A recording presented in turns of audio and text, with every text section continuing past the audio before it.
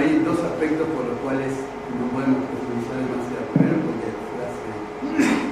recientemente el evento fue muy crítico. Y segundo, hay un estudio en marcha que está haciendo la universidad en este momento y de alguna manera nos han pedido no adelantar conclusiones cuando todavía se está estudiando el tema. Entonces, parecía interesante quizás abordar el tema desde otro ángulo, mirando a la ciudad de La Plata de cómo es estructuralmente y qué factores comunes tiene la ciudad de La Plata con otros hechos no tan lejanos en el tiempo y que, al igual que en La Plata, nos encontró de sorpresa con una falta bastante importante de la percepción del riesgo y de la vulnerabilidad.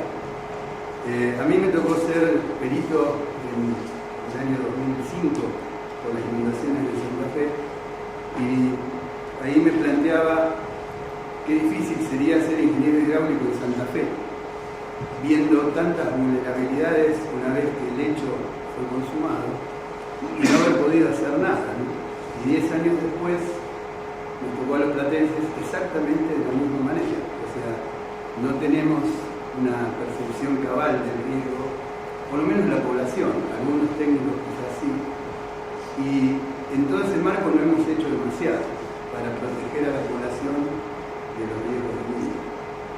Así que un poco la idea es buscar esos factores comunes que se han dado en distintas ciudades con distintas problemáticas, pero con una vulnerabilidad estructural bastante parecida y con preguntas posteriores al evento muy parecidas. Siempre actuamos en emergencia, tratamos de resolver el problema a partir de medidas estructurales de baja nivel de protección. Las medidas no estructurales que tanto se han mencionado aquí generalmente se plantean en un discurso, pero no se terminan de completar. Los sistemas de alerta cuesta implementarlos, los planes de contingencia mucho más. Y bueno, en ese marco tenemos ahí a la ciudad de La Plata en su casco urbano. Esta es la parte urbanística de la ciudad, esto es Ensenada y Nuestro Berizo, este es el partido extendido hacia el norte y hacia el sur. Aquí tenemos el sistema hídrico, que es un conjunto de arroyos que tienen una cuenca extendida hacia el área rural al oeste y todos desembocan en el río de La Plata. Tomando dos jurisdicciones, el partido de La Plata, el partido de Ensenada y el partido de Berizo.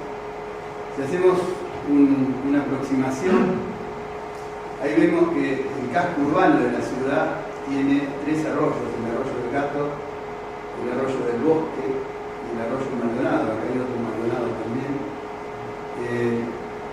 Este es el casco central de la ciudad, que a diferencia de otras ciudades que han crecido y se han desarrollado hacia los cursos de los ríos, esta tiene un mal de nacimiento, porque Dardo Rocha la proyectó de esa manera. O sea, es así desde 1882.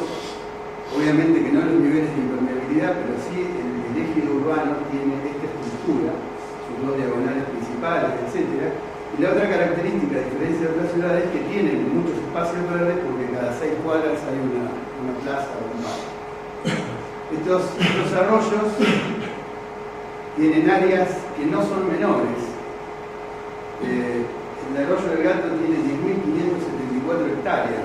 Estamos hablando que es más grande que la suma del Maldonado, por ejemplo, si me equivoco, Maldonado ciudad y Maldonado provincia, que creo que tiene algo de 8.000. Ahí tenemos el área del Bosque, que debe tener un poco menos de 2.000. Y el arroyo Maldonado, que tiene 3.800 hectáreas, o sea que es prácticamente el Maldonado de la capital federal dentro del eje urbano de la capital. Dentro de las miradas parciales que han dicho aquí, fíjense que estas cuencas están trazadas en el límite del partido de La Plata, no se extienden hacia su desembocadura, y eso tiene que ver también con la visión parcial del problema. Dentro de la ciudad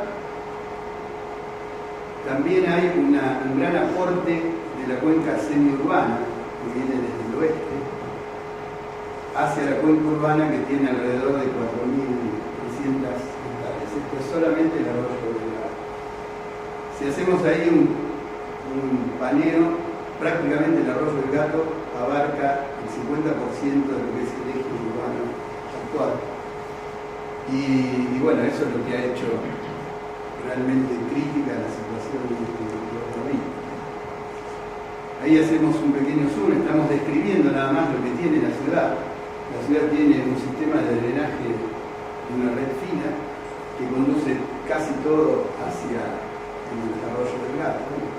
Y ahí en la desembocadura encontramos cosas como esta. Ahí sí hay un alto nivel de avance de la ciudad sobre las márgenes del río, ocupando los valles de inundación, es decir, haciendo todos los problemas estructurales que hacen las ciudades cuando crecen hacia los lados.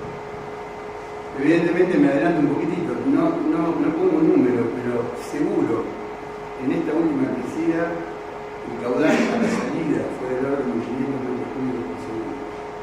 Eso es aproximadamente el módulo del río Limay. Así que comparemos esto con el río Limay, absolutamente imposible que por ahí drene semejante nivel de caudal.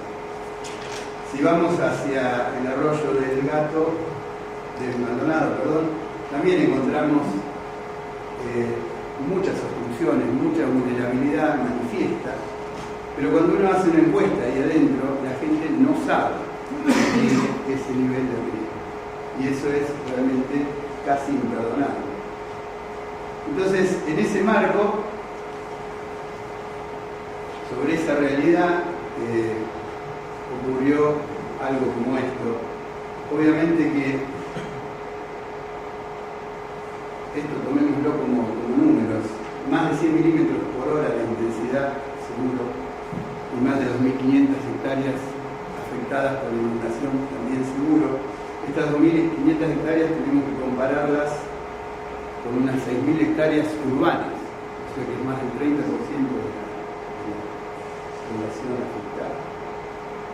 Y bueno, esto en una ciudad que está asentada sobre 3 arroyos, o 3 ríos, y una lluvia que cayó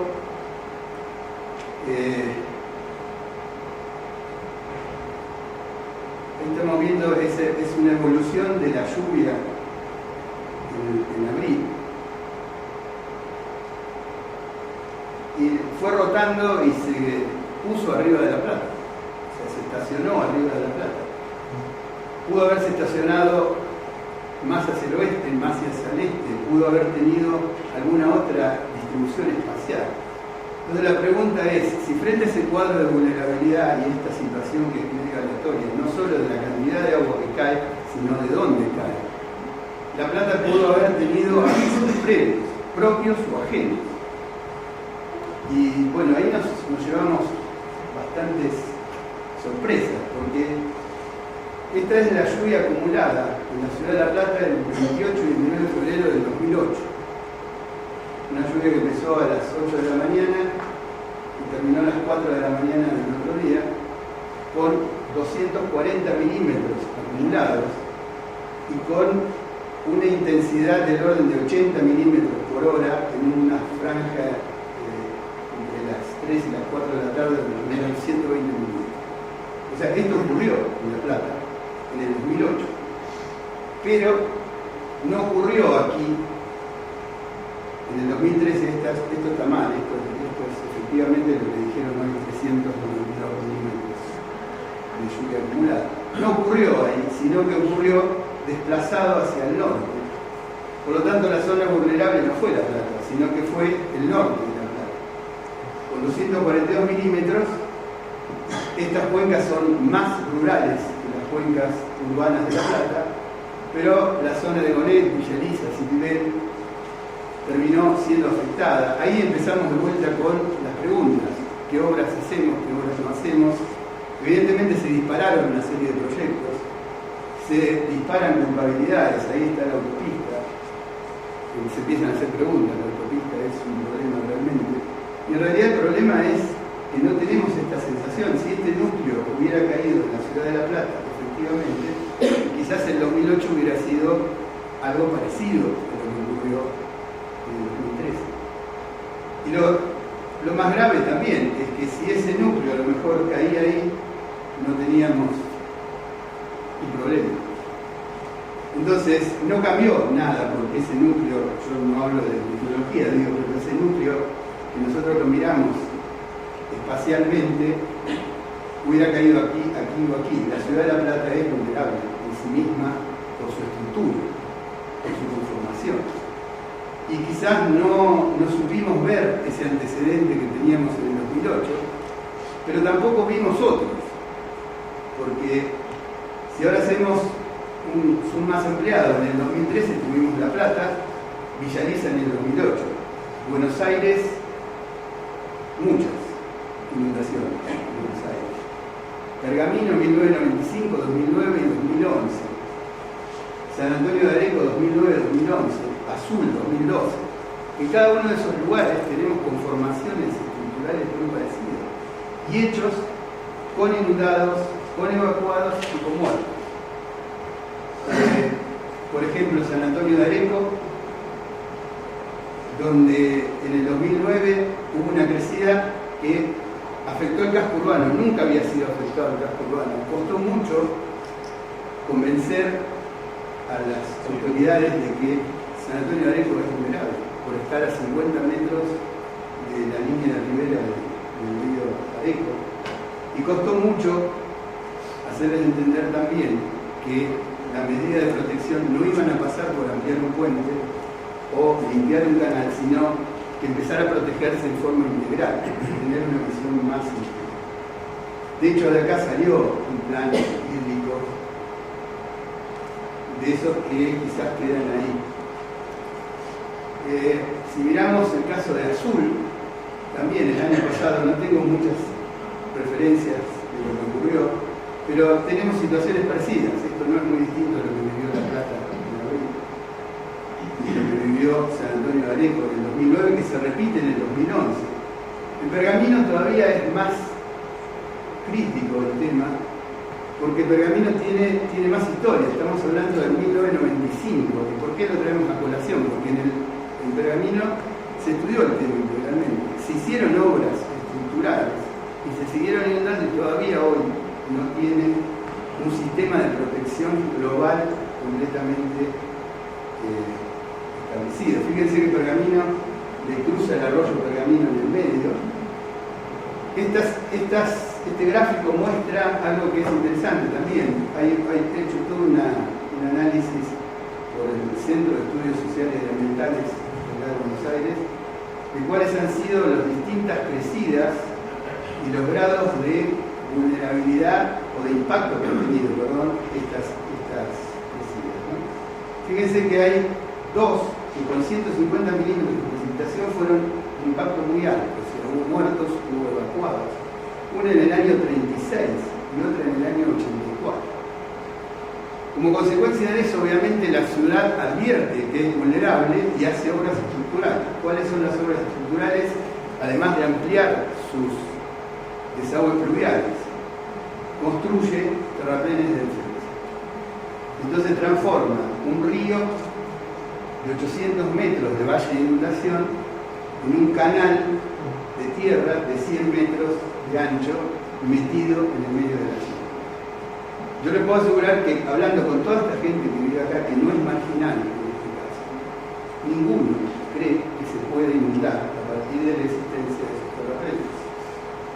Y obviamente, esos terraplenes están así, no es la parte más urbanizada, tiene dos arroyos, hay otro arroyo que es afluente y que termina también convergiendo en ese punto. Ahí tenemos la sección de 100 metros. Y después que hicieron eso, hicimos, hagamos un cargo también, aparece el año 95 con 300 milímetros y una combinación de lluvias del arroyo con la propia ciudad.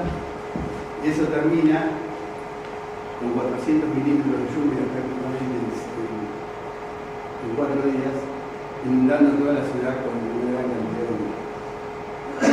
Si nosotros siguiéramos avanzando en el análisis de lluvias estructurales, no nos quedó otra que plantear una presa. Y ya seguimos creciendo en escala de las obras estructurales. Sin embargo, la presa era la única posibilidad que teníamos de levantar un poco más el nivel de protección. Ir de 10 años, que es lo que nos daba el terraplén, a 100 años que nos da la presa, para que no se inunde. Pero 100 años todavía sigue siendo poco, más el riesgo agregado de tener una presa a 2 kilómetros de la ciudad. Entonces, les aclaro, esta presa está proyectada a nivel de proyecto ejecutivo. Falta que aparezca el dinero y se construya. Pero, después de 15 años, la ciudad de Pergamino no tiene un sistema de alerta. Tiene un mapa de riesgo, lo hemos hecho, pero no hay una conciencia de cómo a partir de ese mapa de riesgo planificar la ocupación territorial. Y entonces evidentemente volvemos a pensar de que a pesar de que esto fue estudiado, la visión integral no la alcanzamos a lograr después de 15 años. Si ampliamos un poco más, si esto nos ocurrió en estas 5 ciudades, la pregunta es cuánto va a tardar en ocurrir en Luján, en Arrecifes, en Salta, en Tandil, en Rojas. Son ciudades que no tienen absolutamente ninguna diferencia con las que hemos visto. Es decir, estamos esperando que a alguna de ellas le caiga ese monstruo de precipitación y su vulnerabilidad se ponga de manifiesto. Y eso parece un poco no tener tanto sentido. En La Plata nos ocurrió a muy pocos metros de varios ejemplos, a unos pocos kilómetros de varios ejemplos. Colón es otro caso. Si agregamos acá la cuenca del río Salado, que tiene su plan hídrico también, encontramos que hay otras ciudades, podríamos poner muchas más y extender esto a todo el país, y sigue habiendo ciudades seguramente donde la población no tiene su imagen de riesgo y están en desprotección. Si ampliamos el zoom, vamos a Santa Fe. Ahí puse 2 años, porque en 2003 fue una inundación muy severa y en el 2007 volvió a ocurrir otra inundación, habiéndose corregido las deficiencias estructurales que había en el 2003. Santa Fe es una ciudad vulnerable en sí misma, si bien, no lo estoy mostrando acá, lo voy a mostrar al final, quien la fundó, no la fundó como está ahora, sino que la fundó en la zona más alta y fue creciendo, haciendo su vulnerabilidad extrema. Ahí está Santa Fe, ahí está el río Paraná y ahí está el río Salado. Si hacemos un zoom de la ciudad propiamente dicha, la ciudad tiene un terraplén de defensa que fue pensado para protegerse de las crecidas del río Paraná, pero no se pensó que el río Salado podía crecer. Ojo, no estoy haciendo ninguna crítica a esto, estoy haciendo una descripción de lo que ocurrió, no una crítica de lo que pasó, y es efectivamente eso lo que dio lugar a que en el evento del 2003 la ciudad se inundara, y se inundara justamente por una obra estructural. Porque si hacemos un zoom ahí, vemos el terraplén de defensa y ahí estamos marcando una falla de percepción en realidad. Pudo haber habido un problema de dinero quizás, pero en realidad, como esto estaba pensando para el remanso del río Salado respecto de las crecidas del río Paraná, en algún momento no se cerró ese terraplén de defensa y al crecer la ciudad, al crecer el río Salado, se metió en la ciudad y le inundó severamente. Obviamente que la gente sale a decir ¿por qué me inundé? Y obviamente la primera respuesta es que eso no estaba cerrado y rigurosamente cierto. Pero no es absolutamente cierto que si eso hubiera estado cerrado, el riesgo hubiera desaparecido. Y eso lo vamos a comprobar. También se habló de los puentes. Estos puentes realmente también, uno dice, ¿por qué ocurre que un puente que hidráulicamente debe tener 500 metros de longitud está construido con 150 metros? ¿Y por qué un puente que se cayó por una crecida anterior vuelve a ser construido con 150 metros y no con 500 metros? ¿Y cuántos años después de esta inundación tardamos en construir un puente de 500 metros? Son preguntas difíciles de responder frente a semejante envergadura del evento. Fíjense, este es el año 2002, acá está el puente de 150 metros. El año 2003, obviamente de 150 metros. Esta existencia de este puente reducido produjo produjo un remanso de 80 a 90 centímetros hacia aguas arriba, lo cual incrementó el caudal que ingresó a la ciudad. Seguimos avanzando, 2006, ahí empezaron a tomar conciencia, se empezó a tomar conciencia, se hicieron los estribos y se comienza a construir el puente que finalmente, 2009, en el 2012, tiene 500 metros. Sin embargo, esto no hubiera producido el no ingreso a la ciudad en el año 2013. Acá está la brecha, esa brecha que se armó, este es el río Salado, ahí ingresó el río, ahí moría en el año 2002 el terraplén de defensa.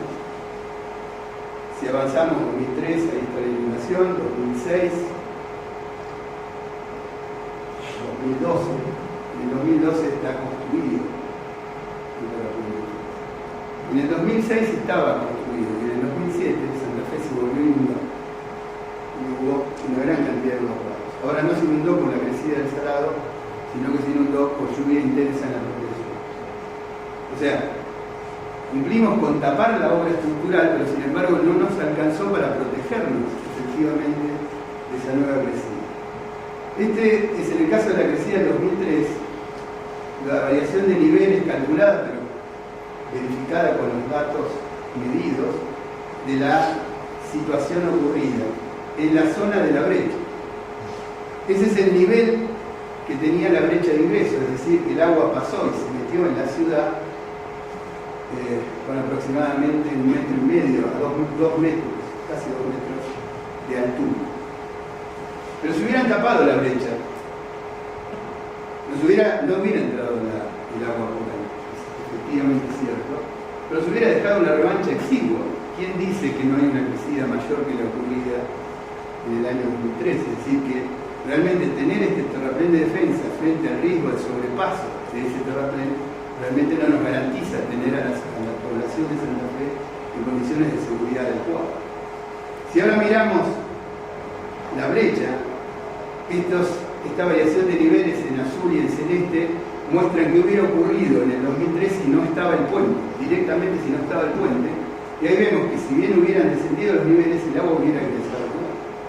Entonces, en definitiva, aquí hay una muestra clara donde la falta de una visión integral hizo que dejáramos en descubierto la crecida de Santa Fe, del Salado, nos hizo pensar de que realmente el terraplén de defensa era la solución definitiva, el puente.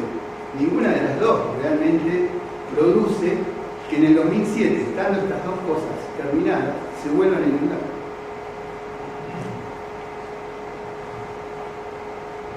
Y hay un antecedente peor. Nosotros en la pericia encontramos un plano donde el límite de inundación de una crecida del año 1929 era exactamente muy parecido al límite de inundación del año 2003, con la única diferencia que no estaba la ciudad, ni estaba el terraplén de defensa.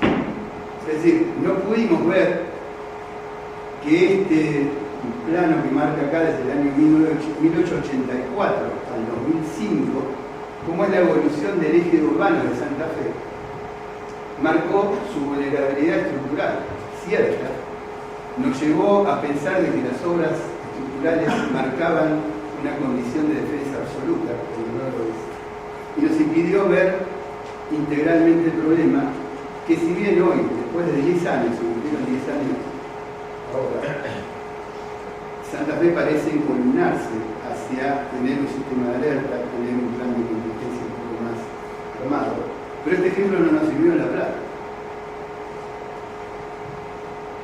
El ejemplo de Buenos Aires, 1918 al 2000, marca la evolución del conurbano bonaerense.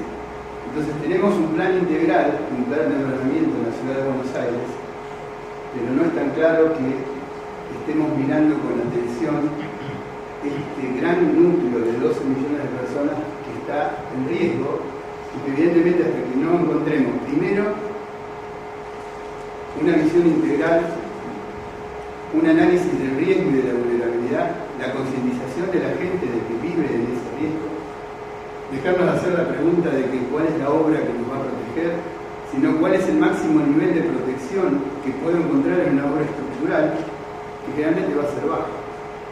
En Buenos Aires se han hecho grandes esfuerzos para lograr que con túneles de 9 metros, 6,90, podamos proteger a la ciudad con 10 años de recurrencia. Para proteger en algo más, en Pergamino tenemos que irnos a una presa de varios millones de dólares, con el riesgo consecuente que la presa entraña. Y si no hacemos la presa, no podemos pasar de 10 años de recurrencia. Y bueno, en la ciudad de La Plata esperemos el estudio como para analizar cuáles fueron las causas, pero creo que vamos a andar muy cerca de todo esto que estuvimos hablando y sería deseable que tomemos conciencia de todo lo que venimos diciendo en este panel, de la necesidad de mirar esto definitivamente de forma integral y espacial y regional para no volver a